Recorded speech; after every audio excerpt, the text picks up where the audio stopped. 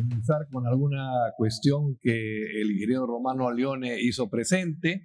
Nos hizo conocer que es muy importante la prevención en los temas de Dispute Board de la Junta de Resolución de Disputas. En este sentido, hay que tener presente, por ejemplo, que el Banco Mundial ha adoptado los contratos FIDIC, que son contratos, digamos, muy definidos desde el punto de vista técnico y de que incorporan a la Junta de Resolución de Disputas desde el inicio de la obra. En consecuencia, tenemos que valorar el aspecto de el dicho que está recogido en la presentación del ingeniero Allione de Benjamin Franklin, que dice: una onza de prevención es mejor que una libra de cura. Más o menos diciendo 1 gramo, para hablarlo en sistema métrico internacional, 1 gramo de prevención es mejor que 1 kilo de cuidado, ¿no? En este sentido, quiero reafirmar que hay que valorar la función del diseño, no haciéndola secundaria a las actividades de ejecución de la obra, ni diluyéndola en eficacia a través de un uso excesivo persistente del sistema concurso-oferta o diseño y construcción. En este sentido, quiero reforzar la idea, ya que estamos en un ambiente donde estamos los ingenieros y que este evento ha sido organizado por la Asociación Peruana de Consultoría. En este sentido, es importante remarcar, para que a fin que el Estado tenga unos proyectos completos, debe de primero pensar que la ingeniería tiene un valor, y en consecuencia voy a darle algunos datos internacionales para que ustedes tengan y puedan compararlo con el costo de la ingeniería aquí en Perú. Vamos a ver, en Italia el costo de la ingeniería está calculado en alrededor del 13.5% de la inversión. En Alemania está calculada en alrededor del 22.5% de la inversión. En Francia está calculada alrededor del 21.5%.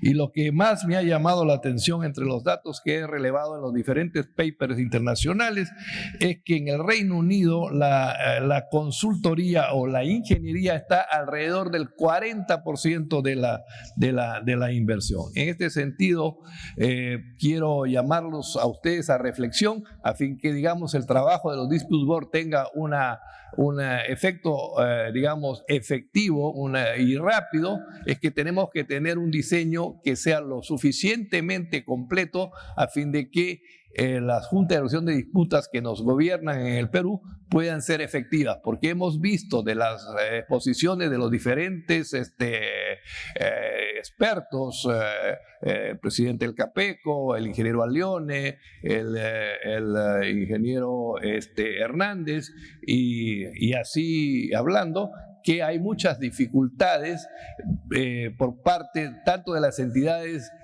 y de los contratistas en la aceptación de las decisiones de la Junta. En consecuencia, yo creo que el camino para la efectividad hay que mejorar la ingeniería y ir hacia la prevención. Eso es lo que tengo que decir por el momento. Dejo a mis colegas sobre este aspecto.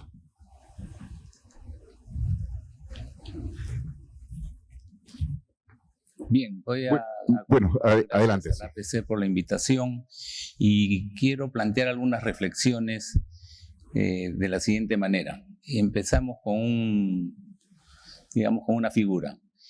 Imagínense ustedes una ópera con los mejores cantantes, la mejor orquesta, la mejor música y el mejor escenario. Ahora imagínense la misma ópera, pero donde el escenario ya no es el mismo. Me refiero a la escenografía, el local. ¿Podrían decir que su experiencia es la misma respecto de la obra que están viendo? Evidentemente que no. ¿A qué quiero llegar con esto? A que existe lo que yo denomino la escenografía legal. Y la escenografía legal alrededor del proceso de las juntas no es ni por mucho menos la apropiada. Y no me estoy refiriendo solamente a la parte legal que regula qué cosa es una junta, cómo funciona, cuáles son sus procedimientos, etcétera, los cuales ya han sido ampliamente señalados y creo que son bastante conocidos, sino que los miembros de la Junta y las partes contratantes se enfrentan a otro tipo de normas legales y de regulaciones que perjudican la ejecución del contrato. Desde el punto de vista de la propia Junta, por ejemplo, los sistemas administrativos del Estado, los sistemas de tesorería, los sistemas contables, los sistemas de presupuesto, etcétera, no están alineados con la designación y el funcionamiento de una Junta. Todos los que estamos en juntas tenemos o somos conscientes de los problemas que hay para que nos designen, para que nos contraten, para que nos paguen, etcétera. Y no es porque haya desidia de parte de los funcionarios, sino porque los sistemas administrativos del Estado no están alineados con esto. Pero esto no es lo único, sino además hay una serie de otras normas que no son propiamente de la Ley de Contratación del Estado, que sin embargo inciden en la ejecución de la obra. ¿A qué me refiero? Por ejemplo, a todo lo que es temas sociales, temas prediales, temas de medio ambiente, autorizaciones, licencias, permisos, etcétera. Entonces, las juntas muchas veces se ven ante la disyuntiva o la dificultad de que tienen que tomar decisiones, pero sobre temas cuyo origen está fuera del contrato y fuera de las partes. ¿Y de qué forma entonces podría esa decisión realmente cumplirse si los obligados o los causantes no son parte del contrato y no son, digamos, alcanzados por las decisiones de las juntas? Entonces, esto es algo que tiene que tenerse en cuenta. No basta con modificar la Ley de Contratación del Estado, a mi juicio, y menos aún agregándole una palabra a un artículo, quitándole un párrafo a otro, porque eso no lleva a mucho, sino es enfrentar el problema de una forma, llamémosle holística, completa. Reconocer que el problema de la contratación no es solo la ley de contrataciones, no es solo el reglamento, es el conjunto de normativas que existen. En la experiencia personal, a través de algunos DAPs, o sea, Dispute Boards, en los que estoy participando, muchos de los problemas provienen de la Autoridad del Agua, de CERFOR, de la municipalidad y de una serie de otras instituciones. De los problemas prediales, que si se va a expropiar, que si no se va a expropiar, etcétera. Seguramente muchos de ustedes ya conocen esta problemática. Y entonces ahí hay una dificultad. La Junta se supone, y es cierto, que debe resolver las controversias o prevenirlas para lograr la ejecución de la obra. Pero cuando nos encontramos con que hay todo un ámbito de problemática que incide sobre la ejecución de la obra y sobre los cuales la Junta ni las partes tienen poder de intervención, entonces una gran parte del problema va a permanecer. ¿Se imaginan ustedes que la Junta tome una decisión diciendo de que el ANA tiene que dar una aprobación?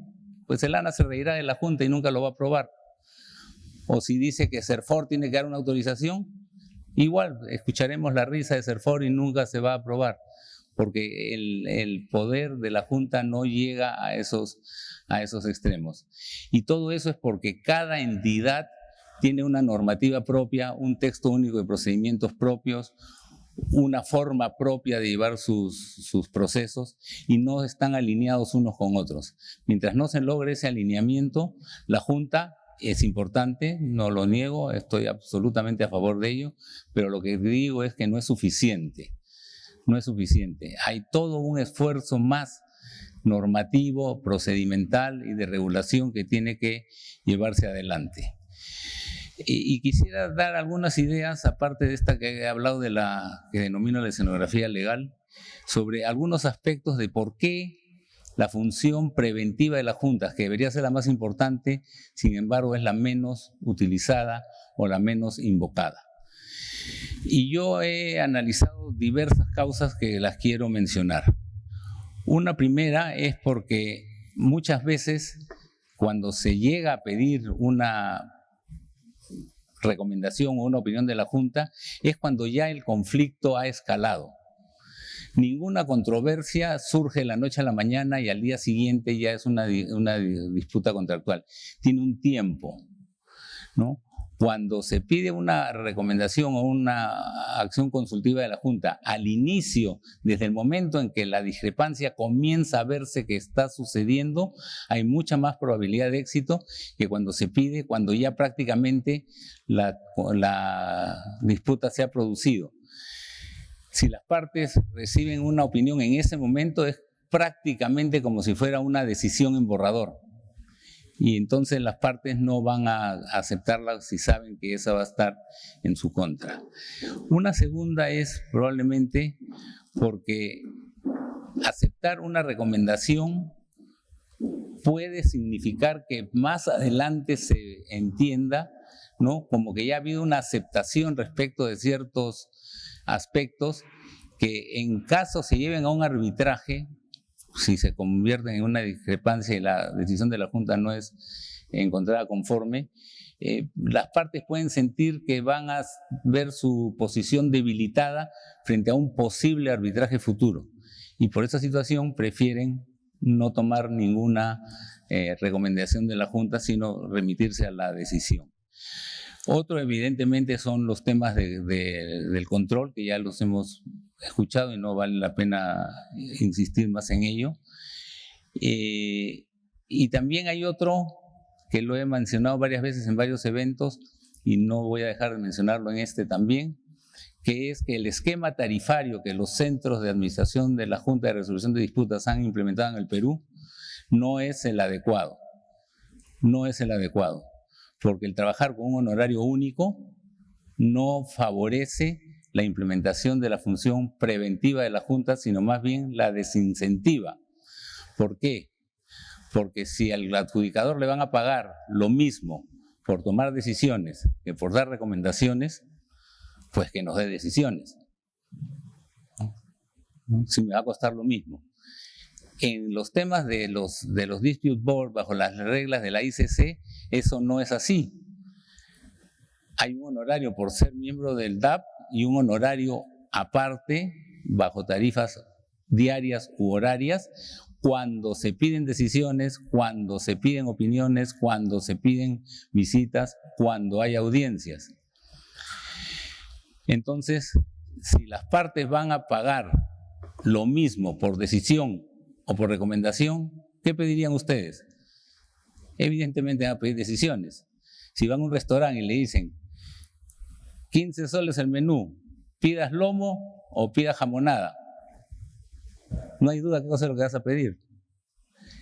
Entonces, este tema es bien importante y además no hay ninguna norma que diga que el esquema tarifario que los centros de administración de juntas han adoptado en el Perú sea necesariamente esa.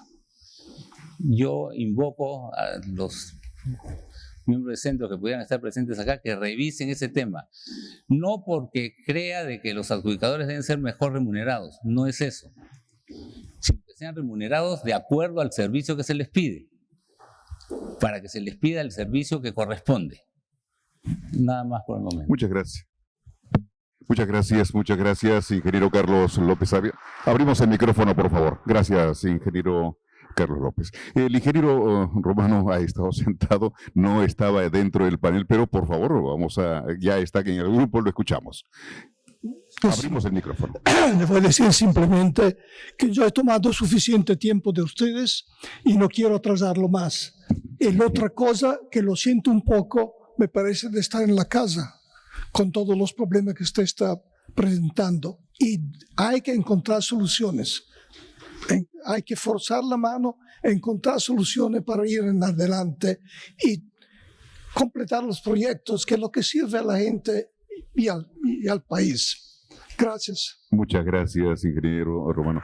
Ingeniero Ignacio, por favor. Sí, muchas gracias. He escuchado atentamente las ponencias de mis compañeros, pero veo un poco de cara de sueño, así que me gustaría involucrar un poco al público para darle un poco más de dinamismo, ya que todo el mundo tiene hambre. Y me gustaría hacer un par de reflexiones sobre dos temas en concreto, porque no le quiero quitar demasiado tiempo a Eric. Y el primero es el de abogados o ingenieros en los DAPs. Me gustaría hacer una pregunta al público. Que levanten la mano, por favor, quien considera que tiene que haber un abogado en un DAP o en una Junta de Resolución de Disputas. Que levanten la mano, por favor. Muy bien. Casi todos. Los que consideran que no debe de haber. Bueno, está bastante parejo. De las personas que han indicado que debe de haber un abogado, si pueden levantar la mano otra vez, por favor. ¿Qué ocurre cuando hay un miembro único? ¿Debería ser abogado o debería ser ingeniero? Que levanten la mano los que consideren que debería ser ingeniero. Y ahora que levanten la mano los que consideran que debería ser un abogado. Bueno, tenemos poquitas manos, ¿no? Las evidencias. Creo que hay poca reflexión que hacer sobre el tema. Yo soy partidario que a las ternas de 3 haya siempre un abogado. Creo que tienen un aporte fundamental y muy importante. Y no sé si alguno de vosotros os habéis encontrado en la situación de que denuncien a un dispute board. Ahí estoy seguro que todos los que no habéis levantado la mano queréis tener un abogado en la terna. Así que simplemente una pequeña reflexión. Con respecto a si cuando hay un miembro único, si debe de ser abogado o ingeniero, históricamente los miembros DAP, sobre todo a nivel internacional, han estado muy bien preparados y muchos de ellos son las dos cosas, son abogados e ingenieros. Es decir, que se puede nominar a un miembro único que sea abogado e ingeniero. Lógicamente es algo difícil de alcanzar, pero sí es importante trabajar en esas deficiencias. Es decir, el ingeniero puro que no sabe de contratos o de leyes es un área en el que realmente debe trabajar para formarse, para hacerse con un dispute board o un adjudicador más completo. Y en la misma dirección para un abogado de construcción. Es decir, hay muchas áreas en las que se debe de trabajar y es una invitación para todos vosotros que detectéis cuáles son vuestras deficiencias y que trabajéis en ellas para ser mejores adjudicadores, porque al final es un trabajo de muchísima responsabilidad y podéis perfectamente con decisiones hundir a compañías. Y por eso invito a que trabajéis en esa calidad. Y yo creo que con estas reflexiones le puedo ceder la palabra a Eric. Gracias. Hablaron los ingenieros, que ahora hable el abogado. Muy bien, buenas tardes a todos. Un placer estar compartiendo este panel y esta mañana con todos.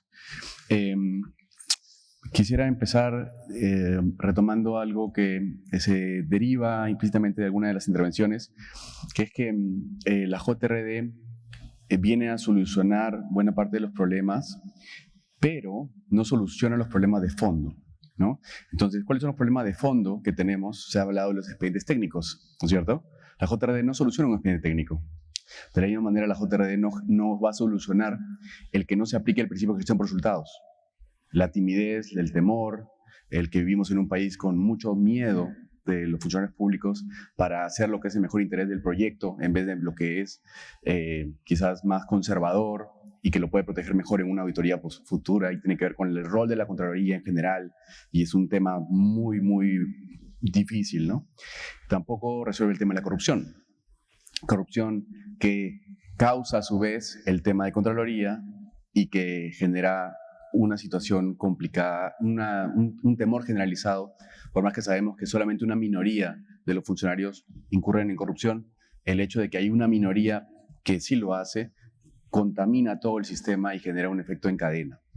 Bien, la JRD no va a solucionar ninguno de esos temas, pero sí es un paliativo. Entonces hay que verlo en su real perspectiva. Creo que no hay que sobredimensionar el beneficio de la JRD, hay que verlo en su contexto. Sí aporta, pero hay otras cosas que deberíamos estar discutiendo también, además de la JRD, porque son los temas de fondo.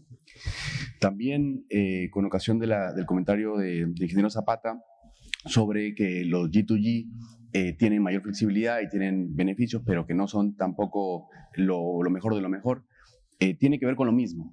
El G2G también es un parche también es un paliativo. ¿Por qué?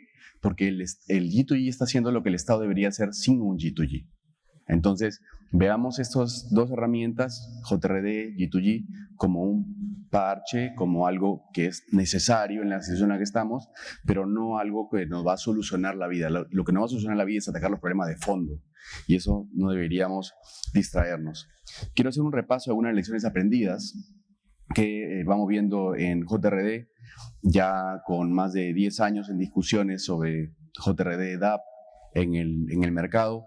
Algunos de los temas que ya se veían desde el año 2015, cuando se empezaba a discutir sobre cómo reglamentarlo, y que ahora, 8 años después, se ven con mayor claridad.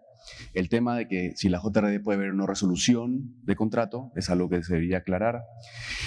El tema de si debería haber un solo arbitraje al final de la obra, es algo que al menos en el proyecto no lo he visto puesto. No sé si es que recién es la primera vez que he leído el proyecto, me parece que no se está recogiendo en el nuevo proyecto, pero es algo que habrá que ver cómo termina reglamentando y cómo queda. Pero el hecho de que se deje para el final un solo arbitraje suena atractivo, pero en realidad, si eso implica que un contratista tiene que soportar una carga económica importante durante 1, 2 años o 3 años, realmente es abusivo para el contratista.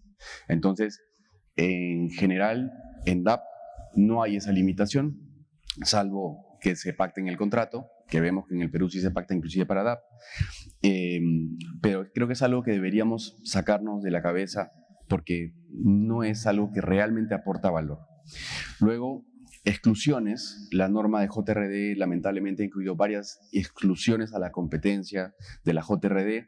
La de adicionales es la más clara, que también estoy de acuerdo, me inclino por que el problema en realidad no es solamente la exclusión de adicionales, sino es todas las zonas grises que se generan alrededor de esa exclusión. Y si se empieza a interpretar de una manera extensiva, empieza a haber muchas situaciones que no deberían estar dentro de la exclusión, pero que se empieza a interpretar como que sí lo están.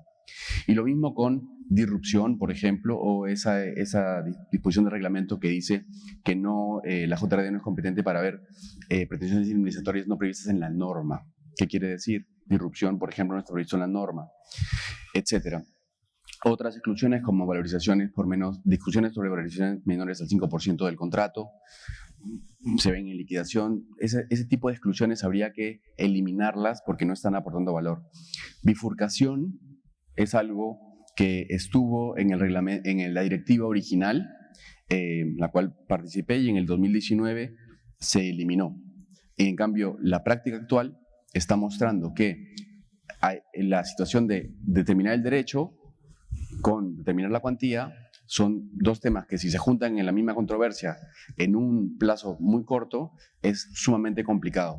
Además, a eso se le suma que la entidad muchas veces se defiende solamente con relación al derecho sin pronunciarse sobre la cuantía, y al final la JRD o el DApp inclusive no tienen elementos suficientes para pronunciarse sobre la cuantía. Entonces, DApps están bifurcando y JRDs se puede discutir si podrían hacerlo. En la directiva anterior estaba claramente puesto, en la directiva actual se ha eliminado, con lo cual creo que sería importante volver a ponerlo explícitamente para que las JRDs tengan una base normativa para poderlo hacer. El tema de cautelares o situaciones similares, medidas provisionales, es algo que también es importante que esté regulado, se ha mencionado con cambios en los reglamentos. La instalación tiene una serie de demoras y podemos pensar en cómo simplificar la instalación, eliminar el contrato tripartito, por ejemplo, es una posibilidad, etc. Los honorarios a los que ha hecho referencia Carlos es un tema medular, y acá desde el año 2015 vengo diciendo que en realidad OCE debería fijar los lineamientos para que los honorarios se fijen de manera uniforme a nivel nacional, y lo que ha dicho Carlos, debería haber un honorario fijo y uno variable, que es la práctica internacional, y eso debería decirlo OCE.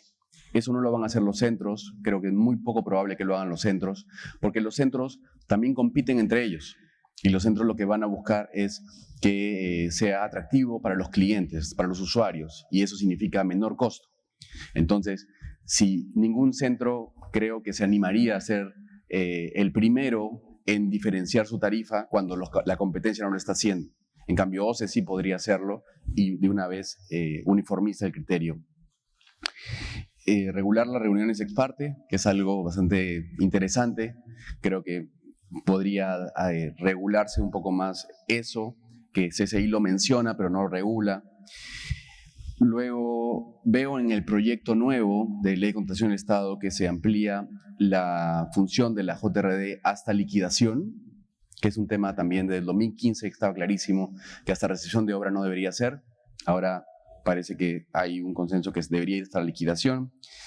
Y un tema que no está mucho en la mesa, pero que también del 2015 vengo repitiendo varias veces, yo creo que el futuro es considerar las JRDs ad hoc, así como los DAPs ad hoc, o sea, para resolver controversias. Sabemos que el DAP permanente y la JRD permanente tiene muchos beneficios para prevención y se justifica perfectamente para obra mediana y grande, pero para obras pequeñas, así como para servicios que están incluidos en el nuevo proyecto y para bienes, probablemente una JRD permanente no haga sentido, pero una JRD ad hoc sí podría hacer sentido. Entonces vuelve a estar sobre la mesa esta posibilidad de las ad hoc. La presencia del supervisor en visitas es algo que logramos poner en el reglamento original y en la directiva original y que se ha mantenido hasta ahora. Entonces en JRD el supervisor participa en las actuaciones. Es algo que en DAP no se da. En DAP se puede involucrar al supervisor y muchas veces viene el supervisor, pero también tenemos supervisores que se niegan a participar. Y ahí no hay una base normativa o contractual que necesariamente los involucre. Y otro que debería estar obligado a participar cuando se le llama es el proyectista. Tengo una JRD donde estamos persiguiendo al proyectista para que venga a alguna de las reuniones a dar la cara y el proyectista obviamente no quiere venir, ¿no? O se le pasa. Entonces sería bueno tener una base normativa, contractual, en el contrato con el proyectista, en la norma de contrataciones, etcétera, para que el proyectista tenga que venir cuando se le llama. El monitoreo de riesgos es algo que mencionó el ingeniero Hernández y es vital y es una de las buenas prácticas que hay que implementar y vienen implementando muchas JRD, muchos DAP, pero creo que todavía como estándar de una manera bastante superficial. Y bueno, podría comentar varias cosas más, por ejemplo, con relación al comentario del ingeniero Vicente sobre incumplimiento. El reglamento CCI original no contemplaba que incumplir una decisión del DAP era un incumplimiento contractual que daba lugar a iniciar un arbitraje. Y eso dio lugar a nivel internacional a que se inicien varios arbitrajes y una de las discusiones era si era prematuro o no iniciar el arbitraje. Y eso ha sido corregido por el nuevo reglamento del CCI. Eso es algo que en el Perú tuvimos corregido del año 2013 y logramos incorporarlo en el primer reglamento de DAP que se hizo en el Perú y después ponerlo en la normativa de JRD desde el inicio, inclusive más drástico, mucho más drástico de lo que dice CCI, porque dice que es un incumplimiento esencial, que da lugar a resolución, que es algo que no llega a decir CCI y es algo que en el Perú lo decimos desde hace muchos años y eso es muy interesante. Y como decía el ingeniero Vicente, que las entidades no necesariamente son conscientes de ello. Con relación a los comentarios del doctor Nagasaki, lo interesante acá es qué le corresponde al derecho penal y qué le corresponde al derecho administrativo, civil. Y lo importante en nuestro país es que es muy fácil abrir investigaciones, muy difícil cerrarlas cuando no tiene ningún fundamento. Y nuevamente, ese es el tema de fondo, ¿no? Más allá de cualquier modificación normativa, el tema de fondo es ¿por qué no cerramos investigaciones sin fundamento rápido? ¿Y por qué permitimos que se abran investigaciones sin fundamento demasiado fácil? Y algo que me hubiera gustado preguntarle al doctor Nagasaki es ¿cuáles son los tipos penales que pueden comprometer a un miembro DAP o un miembro JRD? Ese creo que sería interesante para poder aterrizar la discusión en tipos penales. Bueno, esos son mis comentarios principales. Muchas gracias.